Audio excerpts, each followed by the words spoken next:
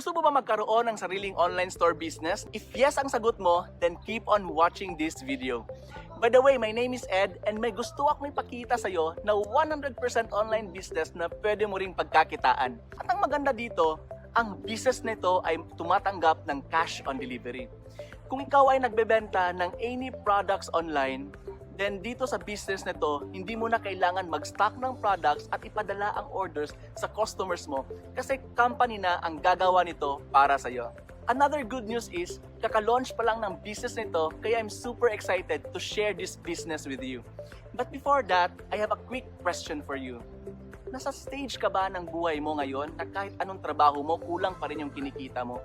Yung tipong ginawa mo na ang lahat, pero at the end of the month, yung take-home pay mo is kulang pa rin. Well, my friend, congratulations because this business is exactly for you. This business might be the